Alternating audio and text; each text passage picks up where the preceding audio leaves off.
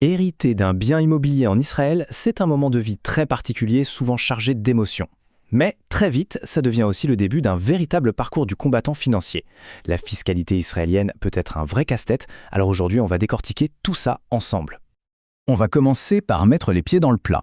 Beaucoup de gens sont persuadés qu'en vendant un bien hérité, l'exonération d'impôts est automatique. C'est une idée reçue et c'est une erreur monumentale qui peut coûter littéralement des centaines de milliers de shekels. La question est donc là, entière. Comment s'y retrouver dans ce qui ressemble à un véritable labyrinthe fiscal? L'objectif de ce guide, c'est de donner des clés, une sorte de feuille de route pour protéger la valeur de ce qui a été transmis. Alors, voici le plan de match. D'abord, on va parler de l'erreur classique à éviter absolument. Ensuite, on explorera ce qu'on appelle la voie royale, l'exonération, mais aussi ses limites et ses complications. Puis, on verra les plans B, les autres chemins possibles. On terminera avec des stratégies plus avancées et surtout l'importance de la planification. Allez, c'est parti. On insiste un peu, mais c'est crucial de bien le comprendre.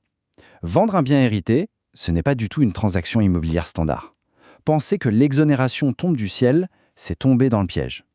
Ici, une approche stratégique, réfléchie, n'est pas juste une bonne idée, elle est absolument indispensable. Heureusement, la loi fiscale israélienne a prévu une solution, une sorte de chemin tout tracé, c'est l'article 49b-5. On peut le voir comme la voie royale. C'est une exonération très avantageuse, mais attention, l'accès à cette voie est hyper réglementé, avec des conditions strictes et pas du tout négociables. Bon, entrons dans le vif du sujet. Pour emprunter cette fameuse voie royale, il faut remplir 3 conditions. Et le mot-clé ici, c'est cumulative. Ça veut dire qu'il faut les 3, sans exception.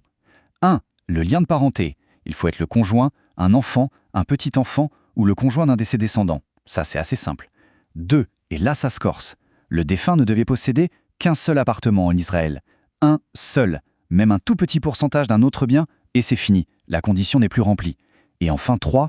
Si le défunt avait vendu le bien juste avant de décéder, il aurait dû lui-même pouvoir bénéficier d'une exonération. Si une seule de ces règles n'est pas cochée, la porte de la voie royale se referme. Mais attention, le parcours n'est pas fini. Même si, par miracle, en remplit les 3 conditions, 2 autres obstacles majeurs peuvent encore apparaître. Un plafond de valeur et le statut de l'héritier s'il n'est pas résident israélien. Le premier obstacle, c'est donc ce plafond. Et oui, l'exonération n'est pas infinie. Elle est plafonnée à une valeur qui tourne autour de 5 millions de shekels. Ce montant est ajusté de temps en temps, mais ça donne un ordre d'idée. Tout ce qui dépasse sera regardé de près par le fisc. Pour que ce soit bien clair, prenons un exemple simple. Un appartement est vendu 7 millions de shekels. Eh bien, la part exonérée va couvrir les 5 premiers millions. L'impôt sur la plus-value, lui, ne va s'appliquer que sur le reste, c'est-à-dire les 2 millions qui dépassent le plafond. Le deuxième gros défi, il concerne les héritiers qui habitent à l'étranger. S'ils sont déjà propriétaires de leur résidence principale dans leur pays, le fisc israélien peut tiquer. Il peut considérer que, du coup, la condition de bien unique n'est plus vraiment respectée. Et là, le risque est énorme. C'est la perte pure et simple du droit à l'exonération en Israël. C'est un point de vigilance majeur. Alors, si la voie royale est bloquée, est-ce que ça veut dire que tout est perdu et qu'il faut payer plein pot? Non, heureusement. La fiscalité israélienne, c'est un jeu de stratégie. Quand une porte se ferme, il faut savoir en ouvrir d'autres. Et il existe des outils très puissants pour réduire la note fiscale. En voici 2, parmi les plus efficaces. À gauche, l'exonération personnelle. En gros, si le bien hérité devient la seule propriété de l'héritier en Israël, il peut, après un certain temps, utiliser son propre droit à exonération. À droite, un outil absolument génial pour les biens anciens, le calcul linéaire. C'est presque magique. Il neutralise fiscalement toute la plus-value qui a été créée avant le 1er janvier 2014. Pour un bien détenu depuis des décennies, ça peut réduire l'impôt de manière spectaculaire.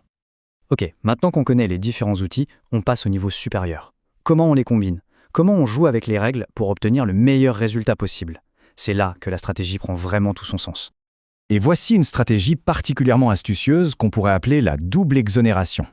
Imaginez un héritier qui possède déjà son propre appartement. L'ordre des ventes va être absolument crucial. D'abord, il faut vendre le bien hérité, en profitant de l'exonération de succession. Ce n'est qu'après que son appartement personnel devient sa résidence unique, ce qui lui permettra de le vendre à son tour sans impôt. Le résultat? 2 ventes et potentiellement 0 impôt sur la plus-value. C'est une planification brillante. Prenons un autre cas de figure très fréquent.